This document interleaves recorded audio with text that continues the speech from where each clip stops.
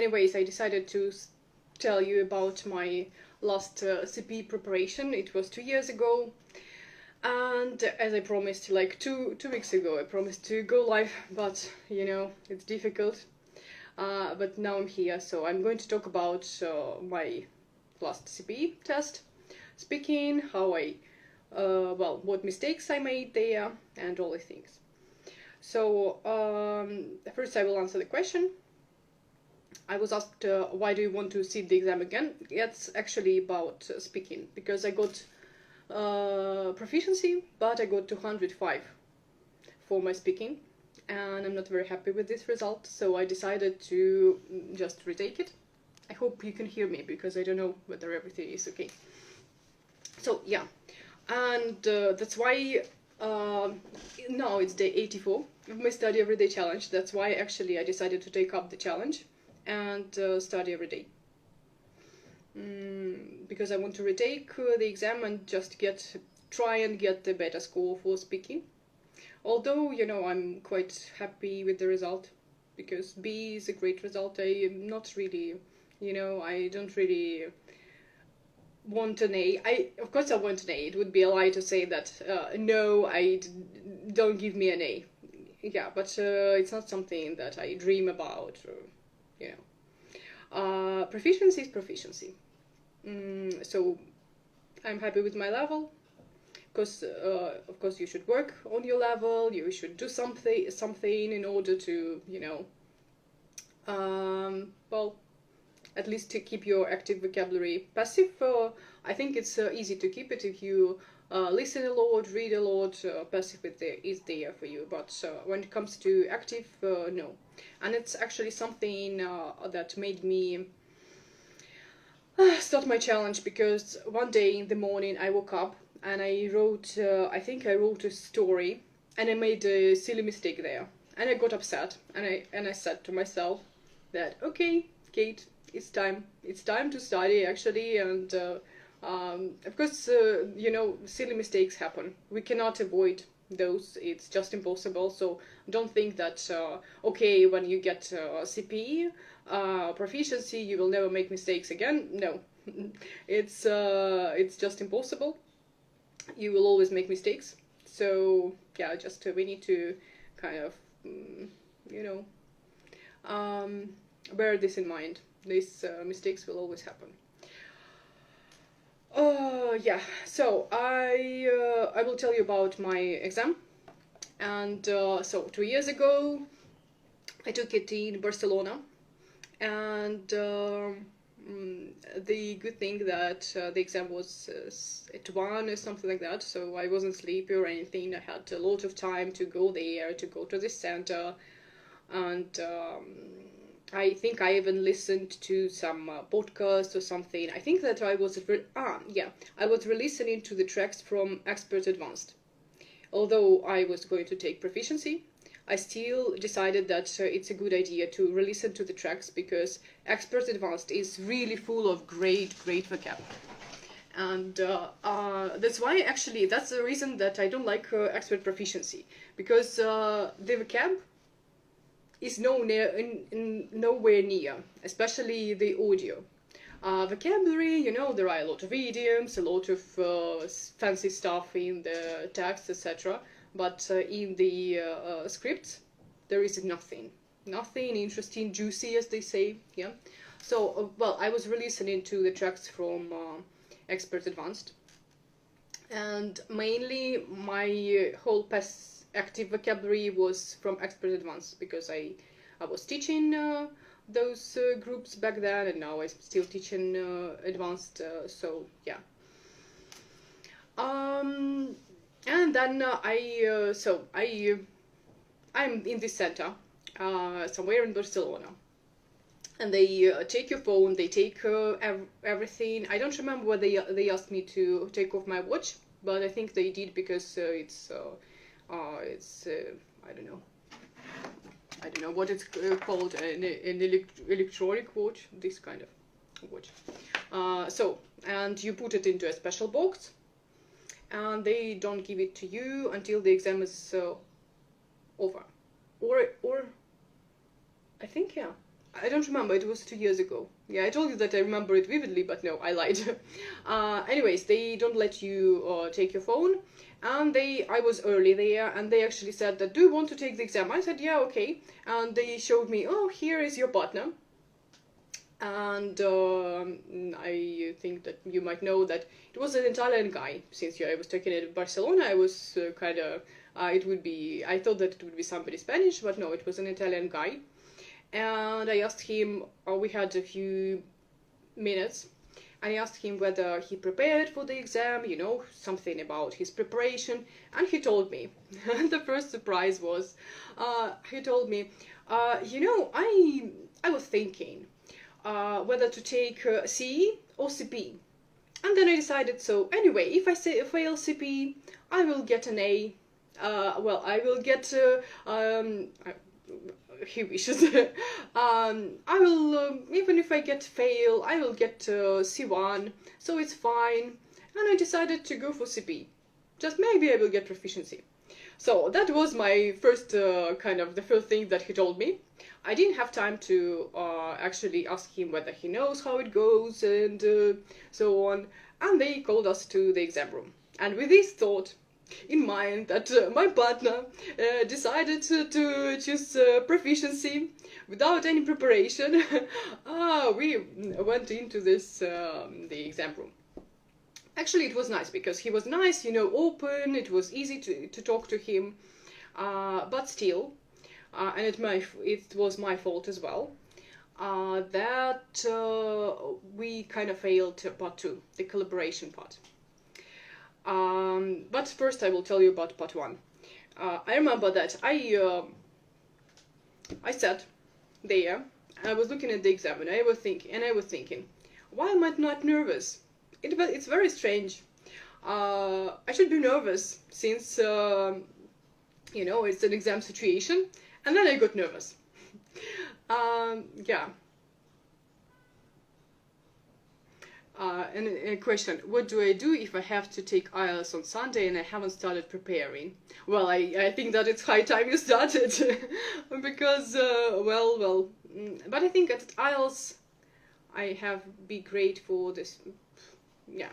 IELTS is a little bit easier in my view because there is no factor of a partner.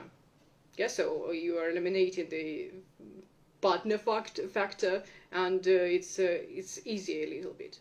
But still you need to prepare because, as I know, in IELTS there is this difficult part where you have to speak about a card, and there are sometimes difficult questions. So I would prepare a little bit.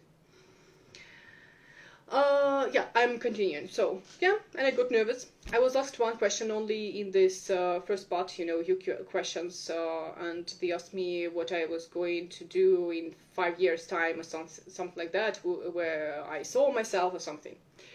And, yeah, I said something strange.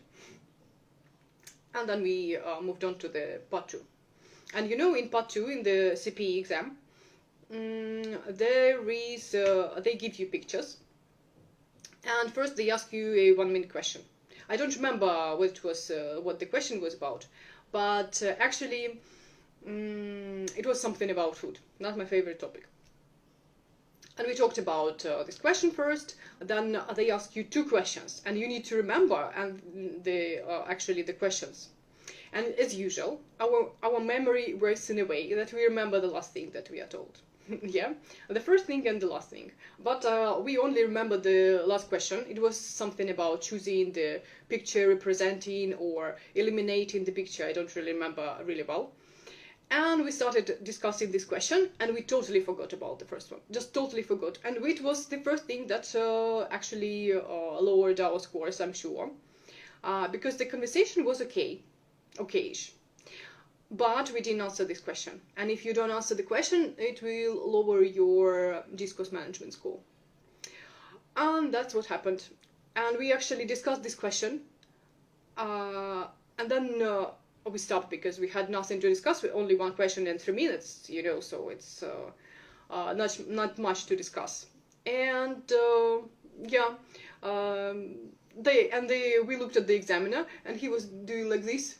like go on. And we just started speaking about the same pictures, repeated things, not a very good strategy. So yeah, this was the failure of part 2. Communication was okay, but we didn't answer the question. Then part 3. I was the first one to answer the card. You know that in CPE you're given a question and 3 points. You may use the points if you wish, but if not, it's totally okay. So I think that I was quite good because I went through the points. It's actually an easy task for me. If you practice, it's easy.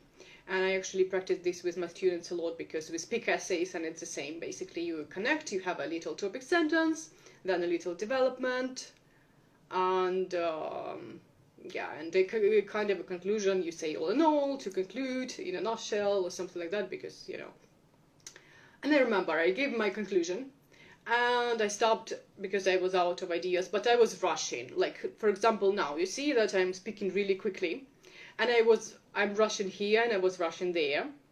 And that's actually something that you shouldn't do, because if you are rushing, firstly, you don't have time to think. So I finished earlier. And again, they told me like this, and I said something like, if I had to add something, I would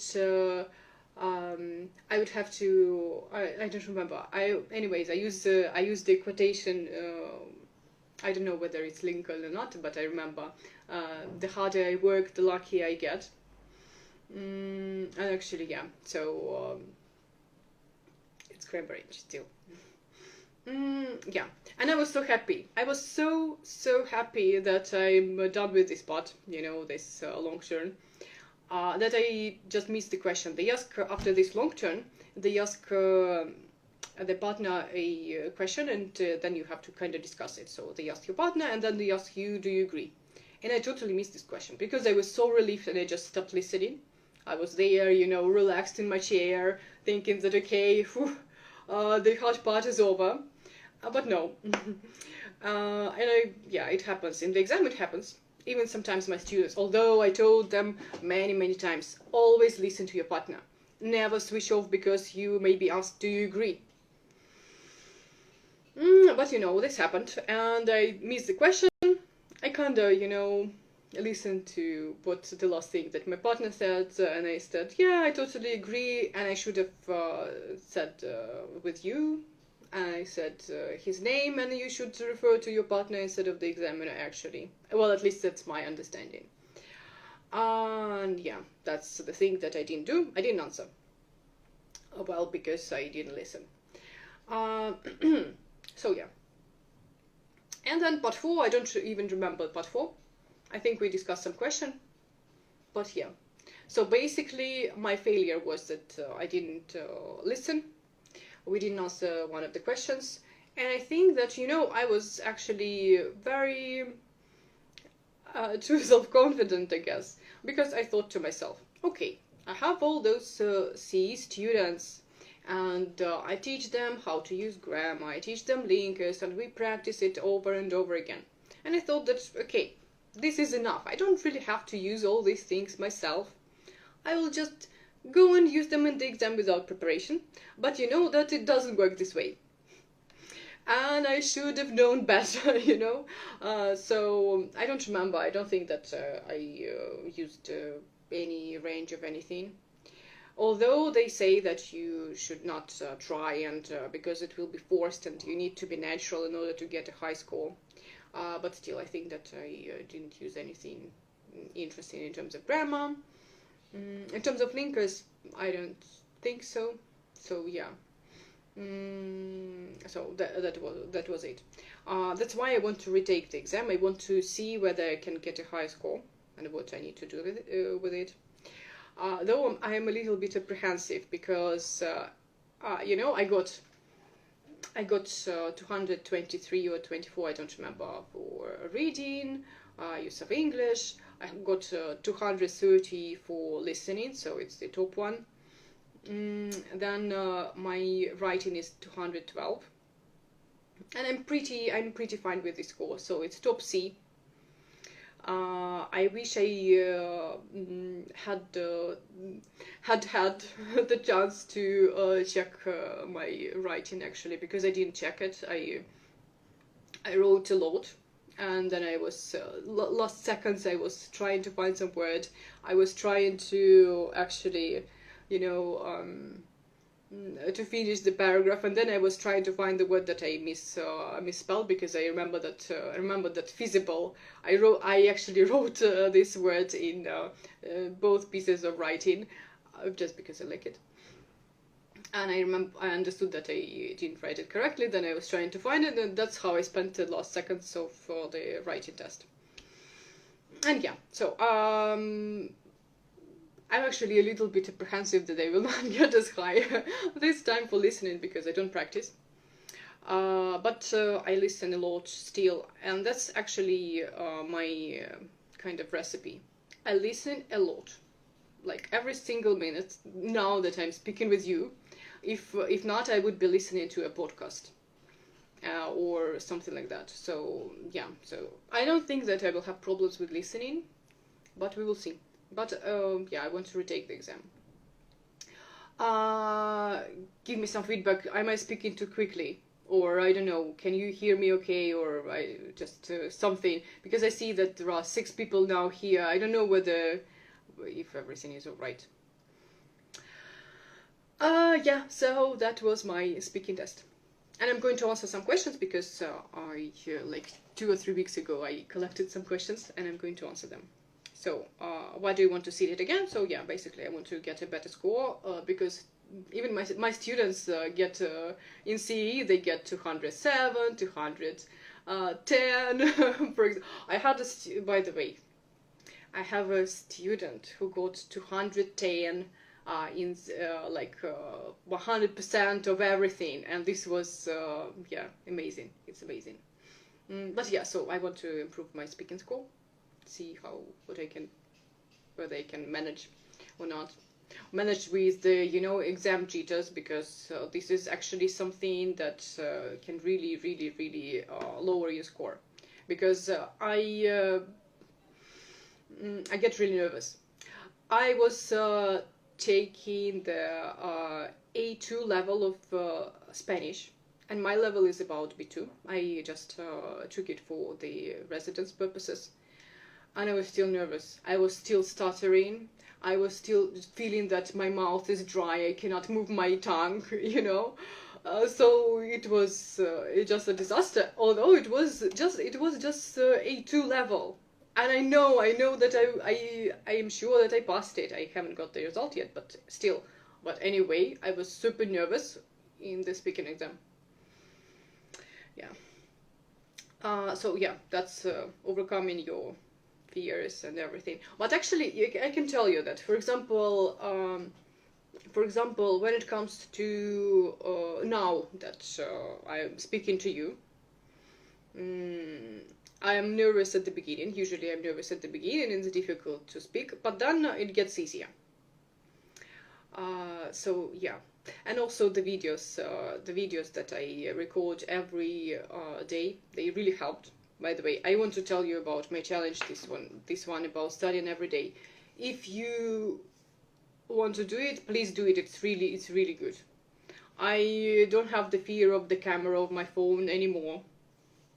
Like I decided to myself. So I told you that I woke up one day in August. I think it was in August, and I decided that okay, I should do something with my speaking, because I see that when you only conduct lessons, you just ask questions. You are kind of when you have the same lessons over and over again, you kind of learn everything by heart, and you don't even have to think, because yeah. And my own level of speaking, I felt that it's very difficult to speak, especially when you need to kind of give your own opinion. It's very difficult, and you start thinking about the vocabulary that you want to use. You start thinking about, I don't know, some things that you might be scared of making a mistake. And yeah, I thought to myself that okay, it's enough. Hi. It's enough. And yeah, so and I recorded the first video and said that, okay, hold me accountable. I'm starting the challenge, and that's actually something that really helped me. I can tell you that now I feel that it's way easier to speak. um, yeah, yeah, it really helped, honestly. So just the mere fact that I recorded those videos, only 3 minutes a day, and I feel that it's anyways easier to speak, because I still have to kind of talk to the camera, answer some questions, I read aloud, I do just random things for now, and it really helped me. You can see that now it's quite easy to speak to you. It's easy just because I recorded those videos. 80, that's day 84. I will count it as studying today, so I'm done with my practice today. So yeah, thanks. So yeah, yeah. I will answer the questions. So if you want to start, do start. And I even thought to myself that I will not record those. I recorded a couple of the videos when I gave tips, but I decided not to re-record, because being a perfectionist doesn't really help me. If I record and if I waste, and it's a total waste, if I waste an hour to record one video, what good will it do to me? It will not, this is not something that I wanted to do. So I decided not to re-record. I just posted those videos, and it actually helped. So really, I really recommend doing this. Yeah. So, but now I'm just doing, just very little, but at least something, because it's about acquiring a habit, getting into the habit of studying, doing something, and just that's the common thing. If you start a course, for example, and usually if it's CPE or CE preparation, it's there is a lot of homework, there are a lot of things that you need to cover, and when you miss something, or when you don't have to don't have time to do something, it kind of builds up, and you have this amount of homework that you haven't done. That really, it's a huge weight on your shoulders. And I think that we should just keep in mind that we should do something. Obviously, if your goal is to get an A, you need to do more. But still, we need to do something for our level.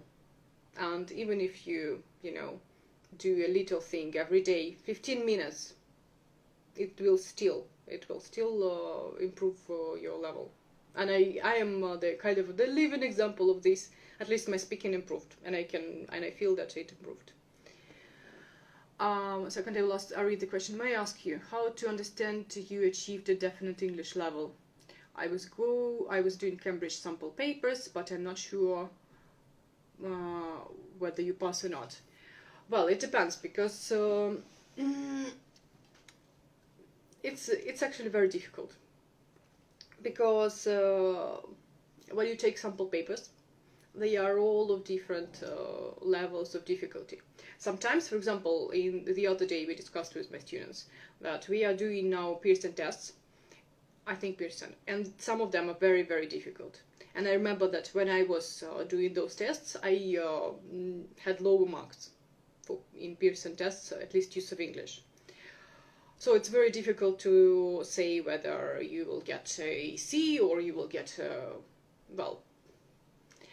if you get B's and A's in tests, you will probably get an A or a B at least. It's highly unlikely that you get a C if you don't fail at home. But yeah, generally there is some luck involved, I think. Something like when you sometimes if you are not a fan of a particular topic, or and you get it in your essay, your score will most likely be lower because you will not have as many ideas, and you won't have the vocabulary to speak about. For example, if I get the question of music and sport, I will write something, but I will not, be a fountain of beautiful ideas or something that, no. So if you get a C in every test, well, there are chances are that you might fail. But if it's B or A, you will not fail, but it's difficult to predict your score. Samples from Cambridge.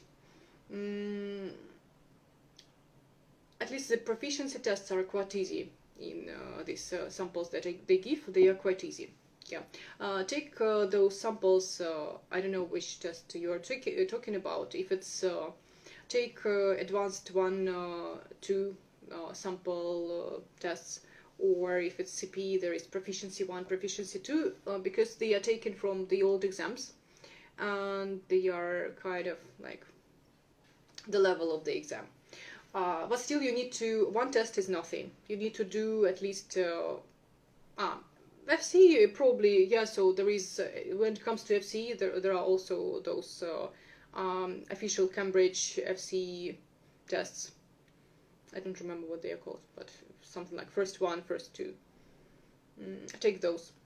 And you remember that I have this table where you can calculate your score, so please use it. If you don't know where it is, I will tell you later. Just drop me a line in the private messages.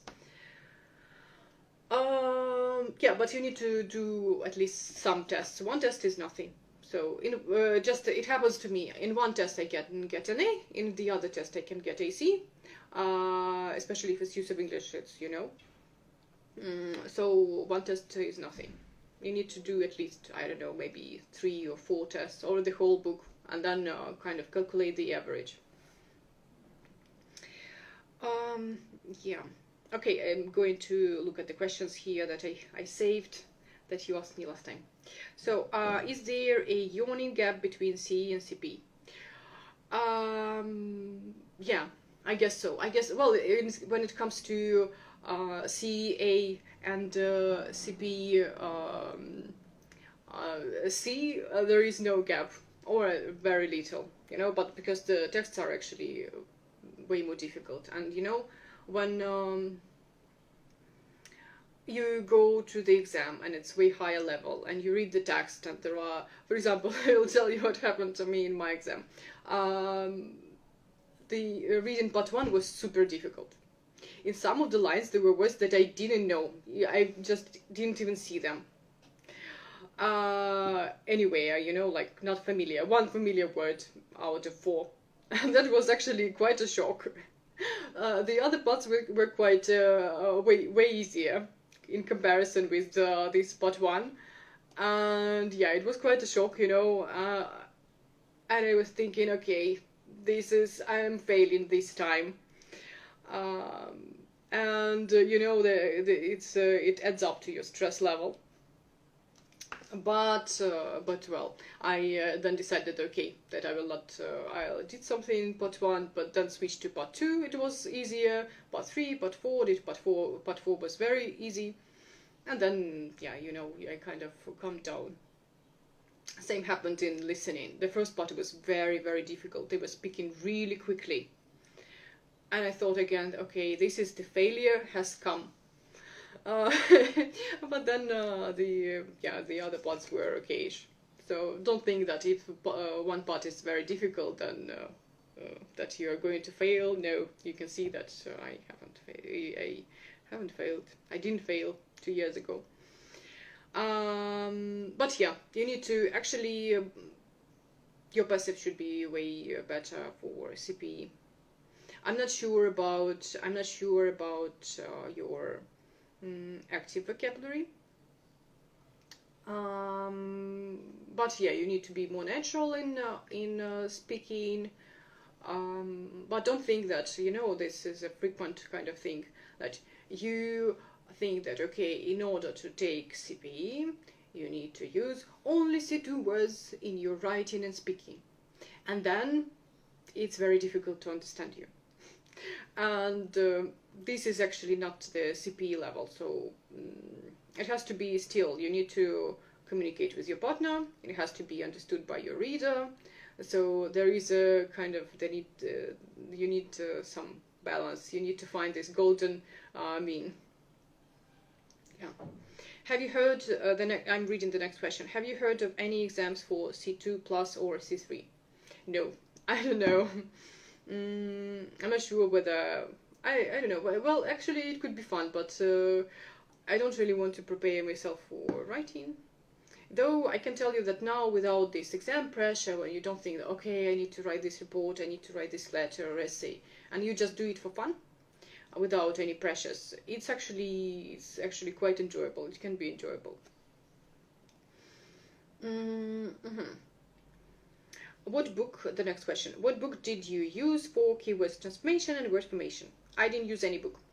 I have this Quizlet set with all the advanced transformation tasks, and I only started this one.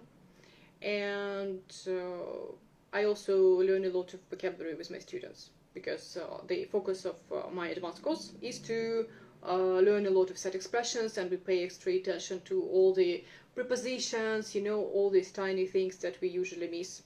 And it's something that I think that it actually helped me as well.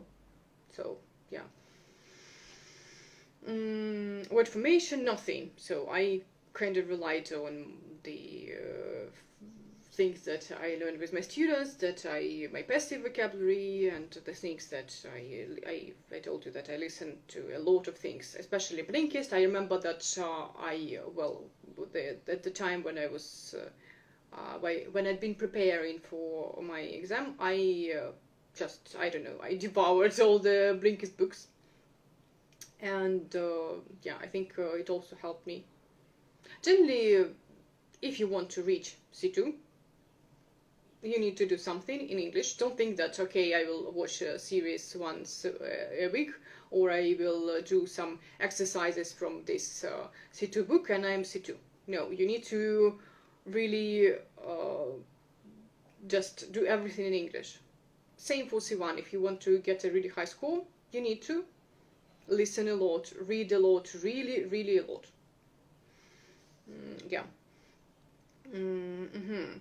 Is a good speaking partner inherently a key to success during the exam? Inherently, this is the word from our Blinkist club. So, yeah, good job using the word. It means basically.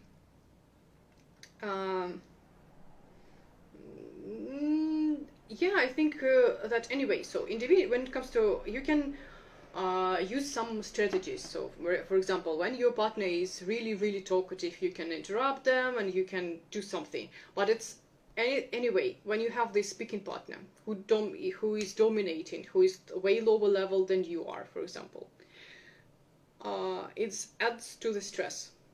It's more difficult, so it is likely that your score will be lower, just because you sit and understand there that, okay, this is not a great partner.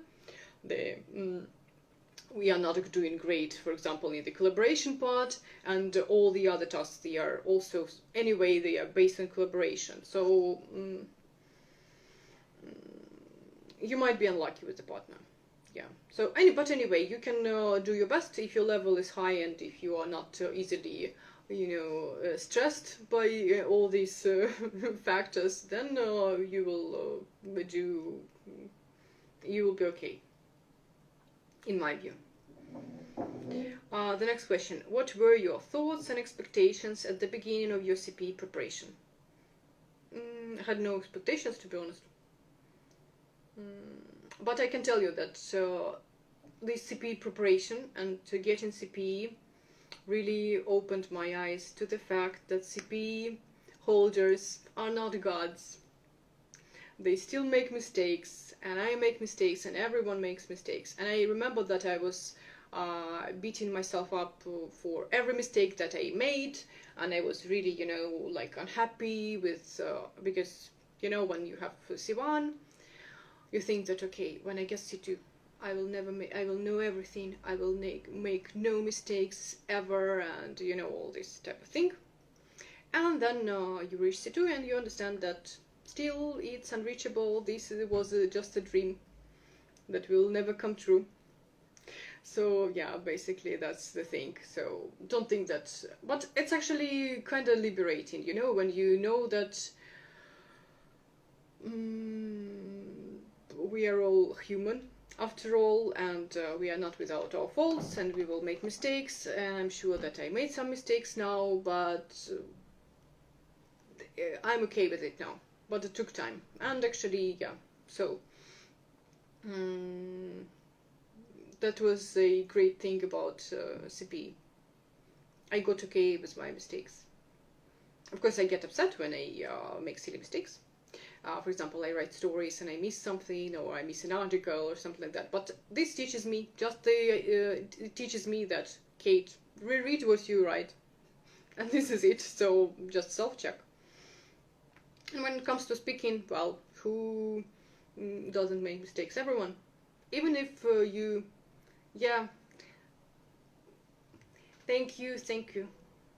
If you have any questions, write to me while I'm speaking, and I will be glad to talk to you.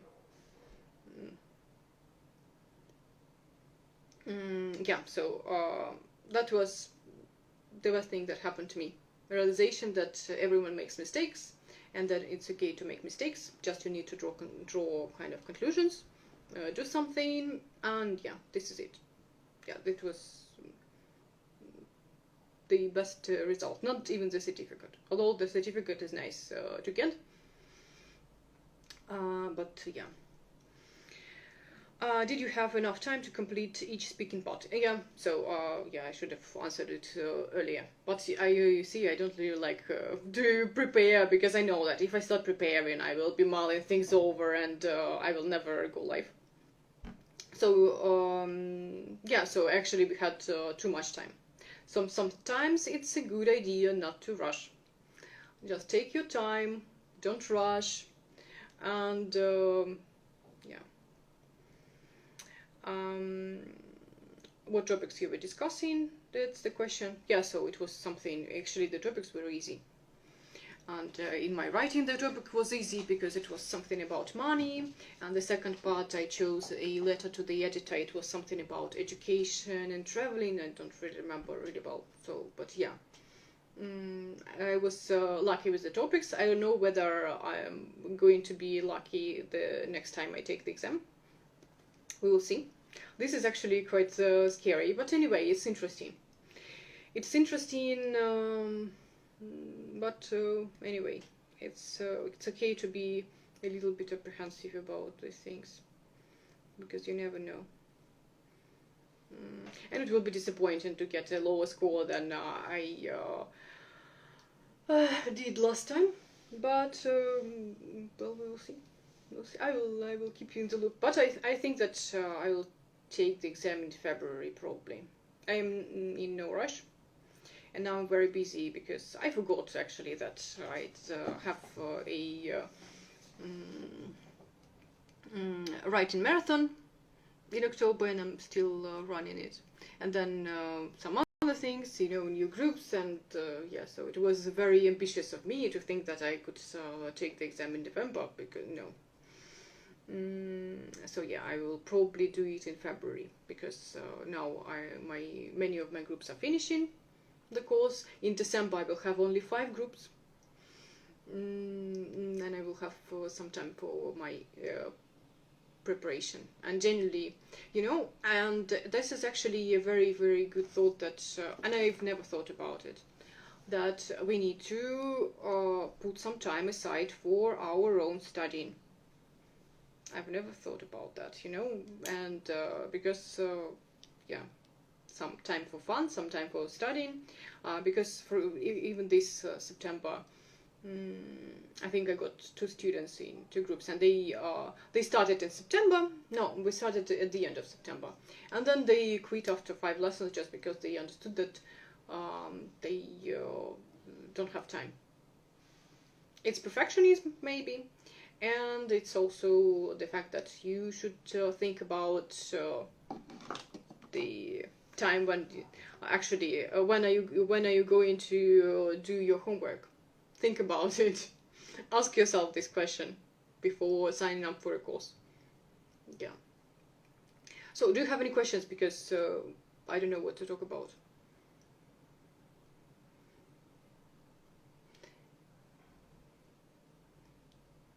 It was very enjoyable. I thought that, yeah. Mm, I will tell you one thing, that I'm kind of, in Russian they say, I don't really know what they say in English for this, and you see, I'm okay with the fact that I don't know. In Russian they say закрыть гештальт, and I will tell you why. Mm, I, like a year ago, exactly a year ago, I participated in a podcast, and I didn't prepare for it. But actually, uh, when you know that many people will listen to you, and you can make mistakes, and they will judge you because you run this, and actually it happened. That you run these CE groups and so on, and you took CPE, and that they expect a certain level of you. And when you're talking to this unknown guy who you see for the first time, and it's very scary. And I had the same, responses in the exam. I was not thinking about the questions, and I was thinking about the fact that somebody will listen to me, and what they will think, and so on. So it was, and I remember it was very difficult to speak. Obviously, I lost some practice back then. Maybe my level was a little bit lower. Now it would be way easier to participate in such a podcast. But then, yeah, I didn't make mistake. I didn't make mistakes. I was speaking, but I was hesitating. It was very difficult for me to, kind of speak freely. So I mostly listened, asked some questions myself, and spoke really little. So yeah, but it's it's something that you should also think about as a kind of a valuable experience. You can also think about the things that you could do better next time. And yeah, so that's actually something that I'm kind of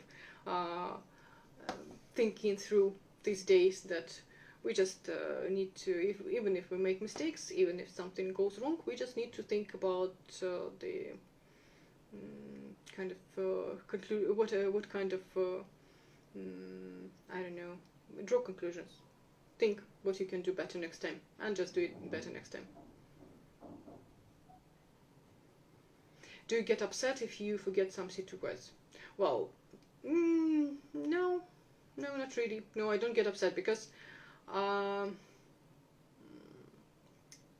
in order not to forget those words, you need to revise them. If I don't revise them, what I want from myself, they will be forgotten.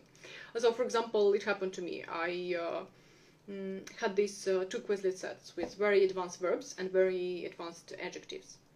Verbs I still remember, because verbs are more frequent. I try to find more frequent things, and like mitigate, alleviate, some other things. And when it comes to adjectives, I'm not a big fan of adjectives, to be honest. And adjectives, I forgot most of them, just because I didn't use them.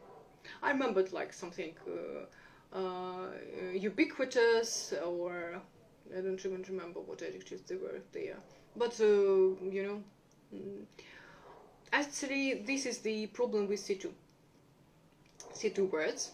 You will not see them very, very often, unlike C1 words. That's why, for example, I really like this Expert Advanced book.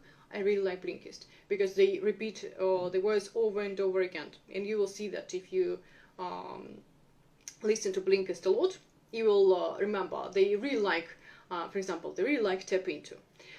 They really like be in tune with. Just lately that we are learning those Blinkist books, so yeah, just I noticed that they really like some expressions. And obviously, if you hear these expressions a lot, you're more likely to start using them yourself. Of course, it requires a little bit of effort. You need to actually say the words and actually speak. But yeah, C2, when it comes to C2 words, it's even C1 ones, you need to speak a lot, you need to this practice. That's why, yeah.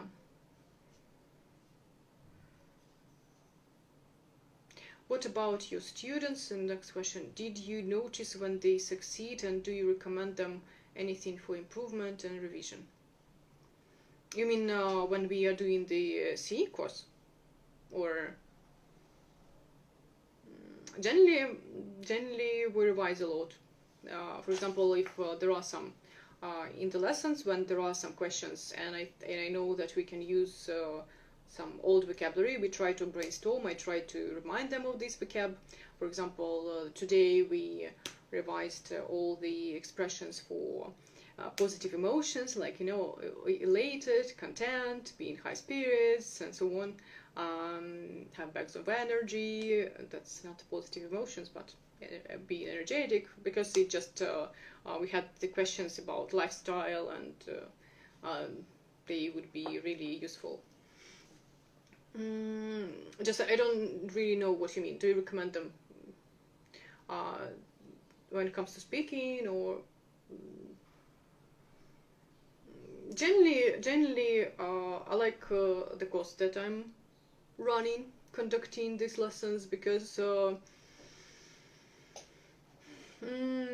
kind of my strategy for teaching is that first we take, for example, in module 1, we first take, I don't know, we speak about advantages, and we answer a lot of questions about advantages, and you kind of get used to this vocabulary. Also, we pay attention to the some expressions for feelings, and then we, for example, in the next module, if there is a question and you can answer using the expression from the previous module, I remind my students that we think about the expressions for feelings that we had. And yeah, so this way we kind of build up. It's not that okay, from the very first module you should do everything, and no. For example, now in module 2 we are talking about problems, solutions. We started, and then we will be doing the same in module 4, and you kind of you build this. And practice and practice and practice, and you need constant revision. Yeah. Or I don't really. Or you mean that whether I say that they are great or not? I try. But anyway, when you start studying, you will see that it's important to start. If you do something, you will notice your improvements. You will see that you are improving. That it's easier for you to speak, at least. If you speak, you will see that it's easier to speak. If you write, you will see that with time it's easier to write, and it's easier to come up with ideas. And but you need to practice. This is it. Yeah, I don't know. I don't have anything else to say, and I think that I have no other questions here. And yeah, so I hope it was interesting. I hope I didn't rush too much. And if you have any other questions, you can write to me. I can go live again, or yeah, just I will answer them in stories. And yeah, so I was happy to talk to you. Thank you. Another question. Okay. Do you hurry up your CE students, or is their responsibility if they fail with homework? When it comes to homework, I give deadlines. And I think that deadlines help. For example, when it comes to speaking tasks, my idea is that everything is built and we need to revise. And I ask my students to record from 2 to 5 audios after each lesson. And I give a deadline. You must record and send those audios before the next lesson, because the whole idea is, you know, that we have this forgetting curve, or I don't remember what it's called. But the idea is that after a week you will remember only 10% of the things that you covered. Yeah, so we need to kind of do something, and that's why I give deadlines, that you must record before the next lesson. This way, when the students record, they open the presentation, they look through the things that we have covered. There are, well, all the things, and well, at least they look through, revise it a little bit, then they when they record its revision, and then in the next lesson we do something. But that's actually the idea, because it's way better if you revise.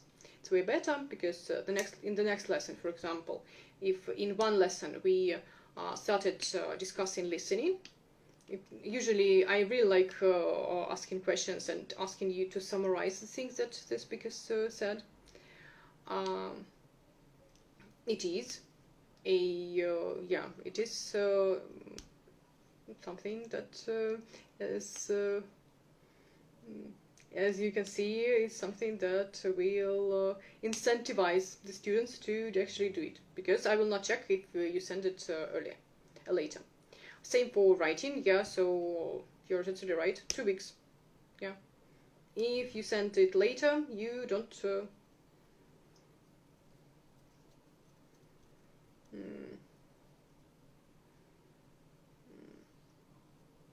yeah. So if you send it later, it will not check it, well, or you have to pay. So, and it works. The next question. You don't correct mistakes while speaking, but students can keep on making them without being aware. What do you suggest? I correct mistakes when I check audio homework. And anyway, while working on your level, you still do exercises, you still do things, and you will stop making those. And when it comes to advanced level, there aren't many mistakes. In accuracy.